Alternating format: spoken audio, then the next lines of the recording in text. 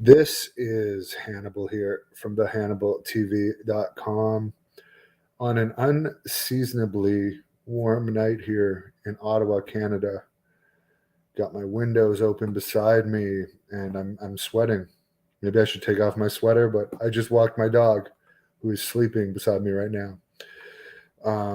Just around my building. But let me get into the news. WWE announced its third quarter financials, and they apparently took in over $300,000 in revenue, 304,640,000 in revenue, and 41,620,000 in profits.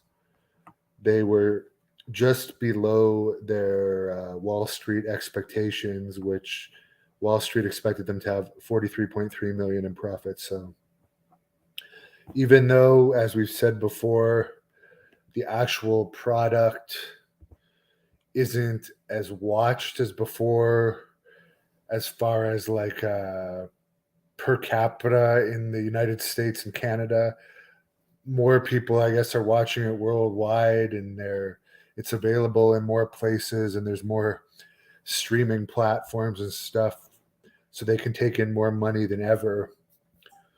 Even though, for instance, the actual attendance is not very well, it's not great, which we'll get into the attendance part, but it doesn't really matter. They're making over 40 million in profits. So that's despite the scandal too. And this is only for the third quarter, by the way. Clash in the Castle was a big part of that. They drew 53,999 paid for a gate that was over $8 million, $8,020,000, which was a crazy number, pretty much the same amount that WrestleMania made. And apparently the company was paid multi-millions of dollars to put on this show in Cardiff, Wales, by the Cardiff Tourism Board. So there's another reason why they're so profitable. They have places paying them to put on shows, because not many people know where the hell Cardiff is. I mean, let's be honest, how many of us have actually heard of Cardiff? And like, for instance, they got like $50 million for going to Saudi Arabia to put on a show.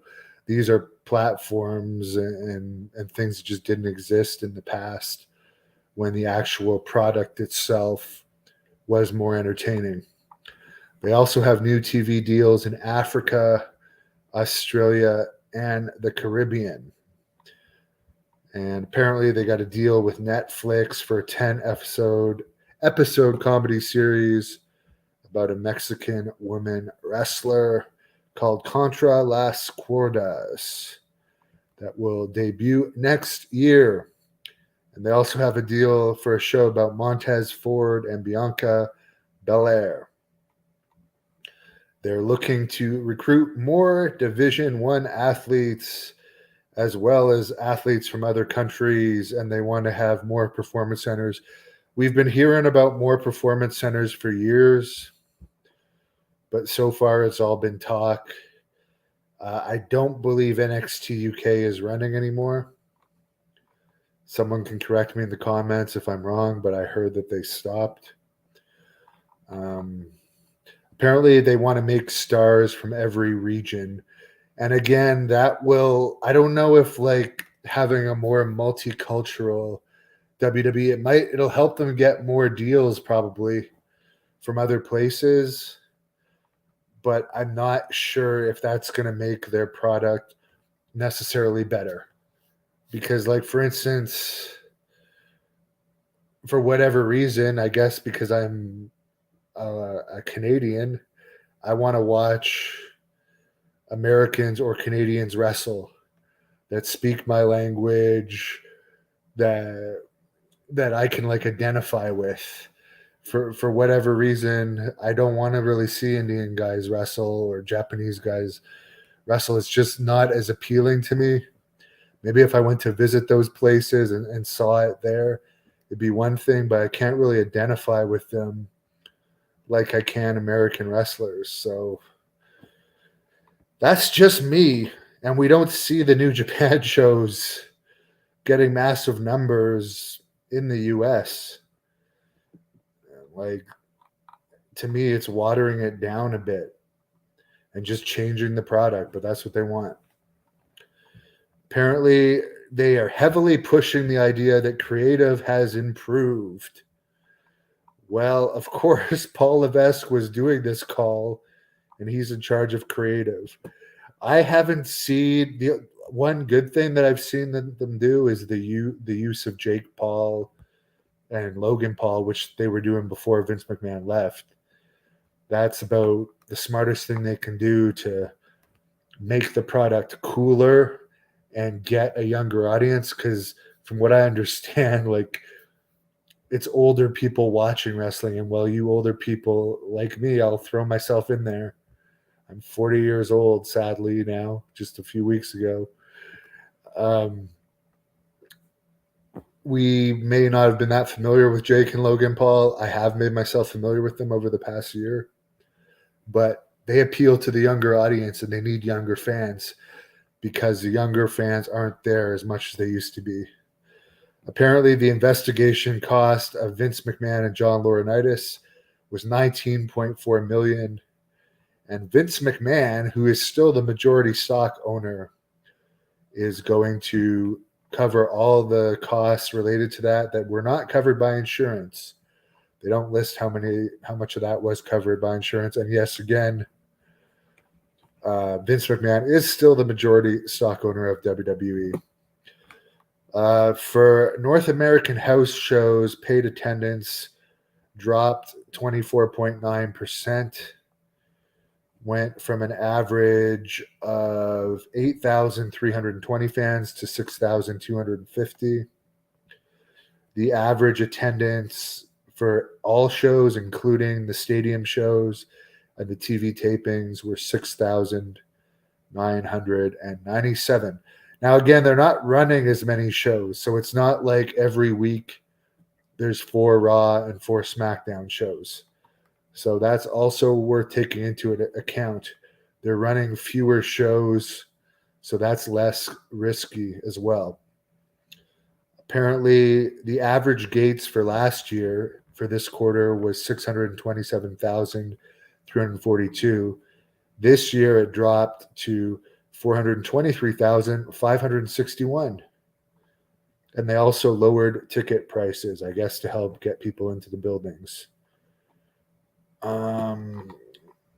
Apparently, the president and chief financial officer, Frank Riddick III, has a base salary of $950,000 with an annual bonus if he hits targets of $1,187,500.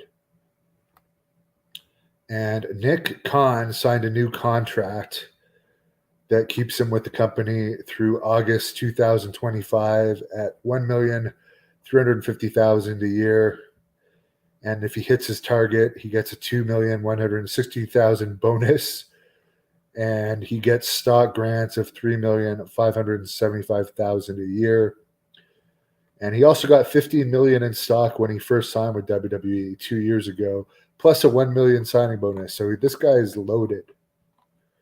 Absolutely loaded, but he was a good person to sign. He's making the company huge profits. Carmella, 35, had a miscarriage in September. Emma, a.k.a. Tenali Dashwood, 33, was brought back to SmackDown last week and did a little angle with Ronda Rousey. She worked for WWE from 2011 to 2017 and was on the main roster from 2014 before she was cut in 2017, where she worked for Ring of Honor and on and off for Impact. Apparently, she had not wrestled since July. So again, they're not signing the hottest free agents anymore. They're signing random people. which is part of the reason why I think the product is less entertaining. You used to have to like make a name for yourself on the independents and be a hot prospect to get signed, and now they just, I mean, sign like people for no reason. Like what the hell did Braun Strowman? Yeah, he's a good athlete and everything, and he looks great. And they released him because they were paying him too much, and they wanted to sign him to less, apparently, from what I understand. But like, that's another guy that did pretty much nothing other than get beat in arm wrestling during his time off. Black Adam, starring Dwayne Johnson, was number one at the box office again last weekend. It's made over $250 million over 2 weekends. Apparently, WWE has way scaled back their post-WrestleMania European tour.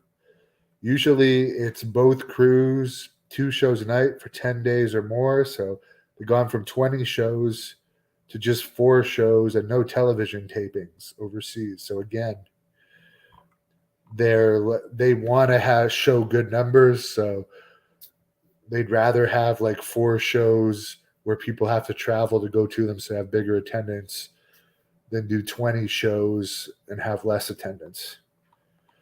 There's no WWE events this weekend other than Crown Jewel tomorrow, which apparently they're being paid $50 million to put on. The main event for that is Roman Reigns against Logan Paul, Brock Lesnar versus Bobby Lashley. And by the way, for anyone like doubting why Logan Paul's in WWE, I don't hear any talk about any of the matches but Logan Paul's. I've hardly heard anything about Lesnar against Lashley. Bianca Belair versus Bayley, where they'll probably have to dress weird because of the Saudi rules. Drew McIntyre versus Karrion Kross in a cage match. Karrion Kross, I don't know if he's lived up to expectations again. It seems like I like the guy personally, but it seems like he's fallen flat already. And the cage matches that don't have blood, I mean, it's not as much of a draw. But I mean, I am going to try and watch the Roman Reigns versus Logan Paul match with Jake Paul in his corner. I'm curious to see that. R-Truth was injured on NXT this week. They released 5 people from NXT, none of which I've ever heard of: Bondi Hayward, Sloane Jacobs, Erica Yan, Damaris Griffin, and Ru Feng. Apparently, they're going to be doing talent scouting in Nigeria. Sorry. Gabe Sapolsky, who owned the failed Evolve promotion, is now scouting for WWE. Sorry, he was at Defy this past weekend, scouting talent. So they are scouting on the indies again. Again, they hire people from companies that failed. And I remember Evolve, it had like 35,000 YouTube subscribers. And like this guy from a failed company is apparently also now in charge of extras. And it's no wonder why they haven't found the next Hulk Hogan. They have to pay guys like Logan Paul. I'd love to know what they're paying Logan and Jake Paul. Huge money to come in because they can't make their own stars, but it's smart what they are doing. Bringing in stars from other places. Sheamus, 44. His girlfriend, Isabella, 26. Holy shit. We're married on October 28th. Wow. 18 years younger. Congratulations, pal. Good for you, Sheamus. In AEW news, Dave Meltzer is all excited about this. He says the unthinkable is happening.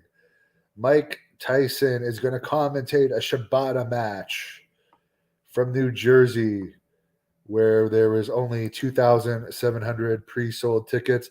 Here's how memorable Shibata is. I actually did a training camp with Shibata, which I had a lot of fun with. And I kicked ass during the amateur wrestling portion, even though I got headbutted and had to go to the hospital after, which, by the way, the hospital I went to in Santa Monica had the best hospital service I ever had. valet parking. Thank God I bought insurance.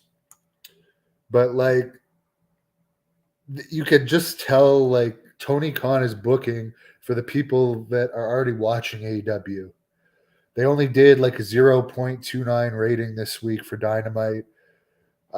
Even Meltzer has admitted that their attendance is going down. And like, you're going to bring in Mike Tyson for Shibata against Orange Cassidy, a match that only the marks are going to want to watch, the absolute smart marks. I tried to watch this match, like the Orange Cassidy crap and the slapping. I found the Shibata guy nice, but I don't want to see people slap each other. Like, it makes no sense. Maybe in Japan in fights they just slap each other. But like, to me, if someone's going to open hand slap me in the face, I will just block it. I'm not going to sit cross-legged and allow someone to slap me in the face. So just, the match was too far from reality to keep me interested. And I like, if you're going to bring in if you actually want to get more popular, which he can do what he wants. His dad's a billionaire, so he can book whatever the hell he wants to entertain himself. But if you actually want to build an audience, why don't you put two more marketable people in there for a match that Mike Tyson is going to commentate? The only reason I watched this match was for Mike Tyson, but the match couldn't hold me because it was too much goofy stuff. So whatever, it's his company. He can do whatever they want, but they've gone from instant sellouts to under 3,000 people for tapings, which you can't say that that's an improvement. They signed Jeff Jarrett, 55, to head of business development, along with a performer's contract. Apparently, Jarrett was released when Triple H took over. So I guess for whatever reason, they didn't want him around. He had been the senior vice president of live events for 2 to 3 months and did a special referee gig at SummerSlam, which was in Nashville. Apparently, Jarrett's behind-the-scene role is to help their international business and possibly put together house shows. But even Meltzer says it's a tough time for AEW to do house shows, as their attendance has been the coldest since it opened. Here he also writes, plus the key draws for house shows would be Chris Jericho, Moxley, MJF, Kenny Omega, and Bryan Danielson. I'm sorry, but MJF and Kenny Omega are not going to draw anyone that is not already, like, other than the smart marks. I'm sorry. No regular fan is going to pay to see the 5-foot-tall MJF or Kenny Omega, who is just a smart mark wrestler. I'm not saying he's not talented, but he's not a draw. Is Jericho a draw? Yes. Moxley, yeah, to a lesser extent than Jericho. Danielson, yes, but to a lesser extent than Jericho and Moxley. But I do agree that their house show business, they probably, if they had Jericho on a show, yeah, I could see them getting over 1,000. But it'd be tough to make money on house shows. Apparently, Colt Cabana appearing for Dynamite was Tony Khan's idea, and he had stopped being used at events due to CM Punk. So it's another sign they don't care about CM Punk anymore. Again, here they are again. They don't want to appeal to like mainstream by trying to sign Goldberg or like names. Like, even I'm not even a Braun Strowman fan, but I would have signed Braun Strowman, and I would have signed Bray Wyatt. But apparently AEW has signed Juice Robinson and Bandito, along recently with Mike Bennett and Matt Taven, all guys that will not move the needle. It's just crazy, but he doesn't. It's his company. I'd rather have Bray Wyatt than five people that like the smart marks are already watching your company. Hire people that would get more attention, but it's your company. Raw from Dallas, where everybody loves me in Dallas. Halloween, they had 7,500 paid, and they comped over 1,000, 8,505 in the building. And they did, oh my God, I forgot to write down the rating, but I believe it was a 0.36, if my memory serves me correctly. I'm pretty positive it was. NXT did a 0.13. Dynamite did a 0.29 rating. Rampage was a show on its own from the Mohegan Sun Dome. It had 3,400 paid. I'm not seeing the attendance for Dynamite. SmackDown, for their double taping in St. Louis, had 7,518 in the building, 6,600 paid. Again, almost comping 1,000. I will look up after when I'm doing what the Dynamite attendance was, unless they didn't post it. Apparently, MLW, they're only doing events about every 3 months or so now, it seems. They're looking for a platform to be seen better. Surprise, surprise. George St. Pierre's UFC contract has finally ended. He hasn't fought for 5 years. He's open to boxing. And of course, Jake Paul beat Anderson Silva. And sorry, I will look up that Dynamite attendance in Baltimore, unless it wasn't written, but I'm pretty positive it was. There's a lot of comments. Holy shit. Sorry, I wasn't reading them. I have not done DDP yoga today. I need to get back into doing it more. I am planning on rearranging my living room here so I can have like my yoga mat permanently down, because I got a big yoga mat, and like at one point I did have it permanently down and I did it almost every day. But when it gets to the point where I got to move furniture around, it causes me not to do it. But you know what? Since you mention it, maybe I'll do it tonight. Juan checking in from San Diego. Where else are people watching from? Ralph from Nevada. Alan, yeah, WWE has figured out how to monetize products successfully. Tom, who knows? Peacock is owned, I think, by NBC. They could buy WWE, or Saudi Arabia could also buy WWE. They've got tons of money. They could definitely buy it. I don't know why I didn't write down the AEW Dynamite. You know what? I'll just put it in my daily news update tomorrow. Check out my Saturday daily news update. It will be in the Crown Jewel recap. It's cold in Phoenix. Yeah. I don't know what cold is in Phoenix, but I'm sure the coldest it gets in Phoenix is not bad compared to here. I love Phoenix. And I miss it. I miss the beautiful women of Phoenix as well. How could it be with such bad ratings? There's more platform. First of all, TV, because there's so much competition, why they make so much is because TV stations have a lot of competition, so they're throwing more money at like WWE and other shows to just stay on TV and not sign with like Netflix or Hulu, or create their own network and just air on the network like WWE is doing with Peacock. They're getting, I forget what the hell the amount was, but was it $4 billion or something? It was billions of dollars they're paid for whatever their contract is.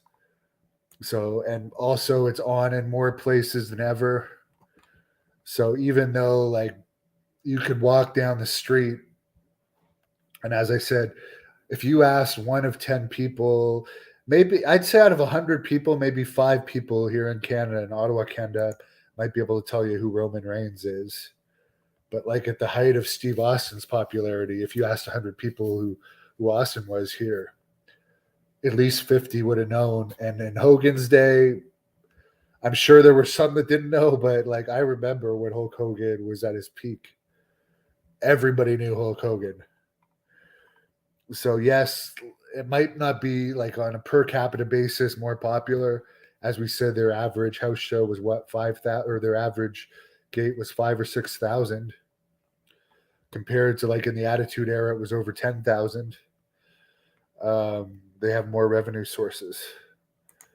Could Vince come back? Yes, he's the majority stockholder, but it's better for the company because of all these advertising deals and network deals. They might not have those if Vince was still in charge. So it's better for him not to be in the spotlight. Dr. Smith X says bad writing still. Yeah, I don't see a big difference in the writing. There are some good things, as I said, like this. I am curious to see this Logan Paul match tomorrow.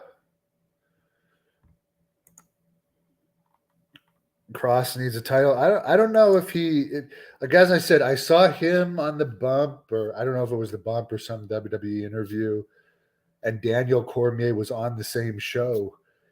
And it was like Daniel Cormier was just so much better. Where like Cross fell flat, so maybe Cross just needs a mouthpiece or something. But like, and the other thing is, he was a jobber when they brought him in before.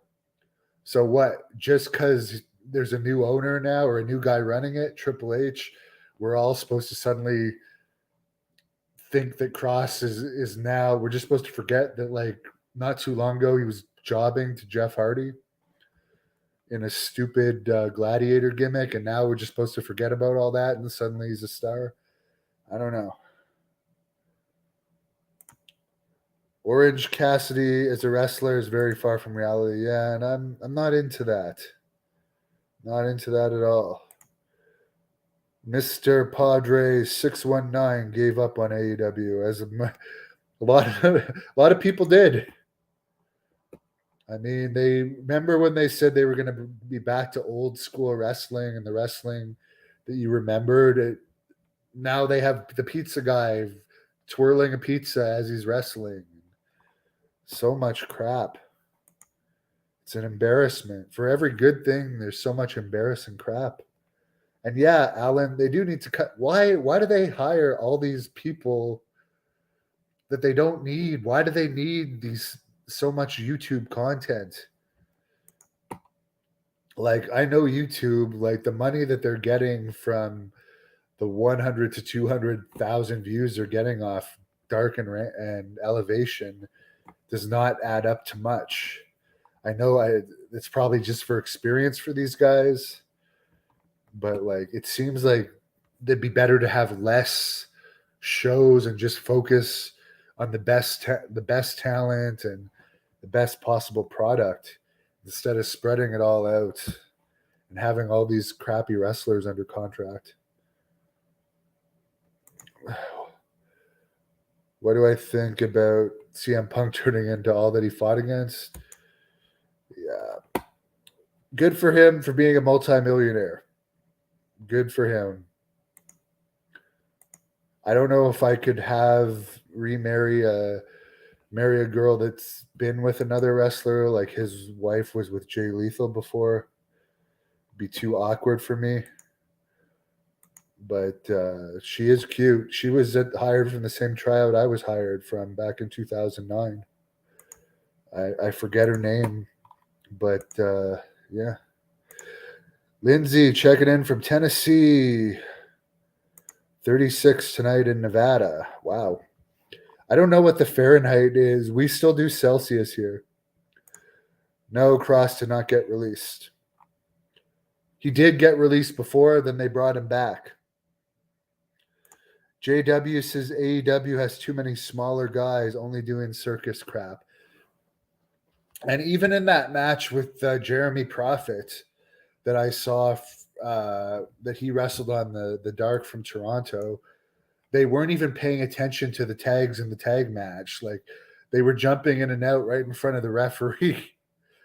Like, how is that going back to old school?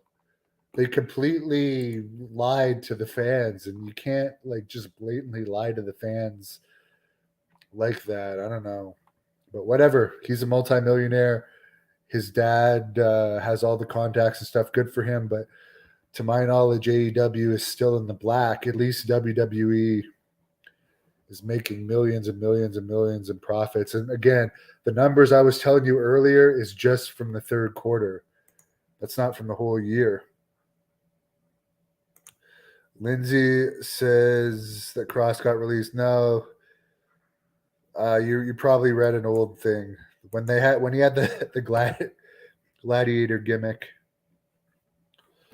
No, Punk will not improve ratings in WWE. Sorry, I don't know why I'm coughing, but yeah, no, Punk, he would draw a rating if he came back, just like in AEW, and like did one of his interviews to just bitch about everything because his fans like to hear him bitch, but then they get bored of it. And then after a week or two, it'll go back to the old ratings. Because keep in mind, they did have that big show at the United Center in Chicago where it was packed for CM Punk, but they went back to Chicago after that with Punk at a smaller building. And I think only had like 2,500, 3,000 fans. The Winter Trust Arena or something. I'd have to look it up, but like they came back and he did not draw anywhere near the same, but it's because all of his fans flew from all over the world to come and see him for that one night. David says, what's the latest on superstar Billy Graham? I'll be honest with you. I stay in contact with his webmaster. I don't talk to him here or there because, you know, he's grumpy. He's got a lot of issues. And like, sometimes you talk to him, he's nice. Other times you talk to him, he's grumpy. I love him and I'll always respect him for everything he's done. I'd love to interview him again one day if I ever go back to Phoenix. But you know, I don't have time to run his stuff, and he has a great person, Mike, that runs it for him. So I get my updates from Mike, and he checks in here and there, but he's stable. He's stable, and he's still under WWE Legends deal. The last I heard, they gave him a payday for signing a bunch of autographs for them. 351 Cleveland said, if he was a fan and CM, he's just making a joke. Very funny. Did I ever wrestle in Tennessee? No, but I have driven through Tennessee and stayed in Nashville, Memphis. And I really enjoyed my time there. And yes, I would still give Arizona hotter girls than Tennessee, but Tennessee has some hot girls too. And friendly people, very friendly people in Tennessee as well. Have a great weekend and night. I'll come back with the Crown Jewel results tomorrow. Thank you for watching the Hannibal TV. Please like this video if you enjoyed it and click the subscribe button to not miss any of our latest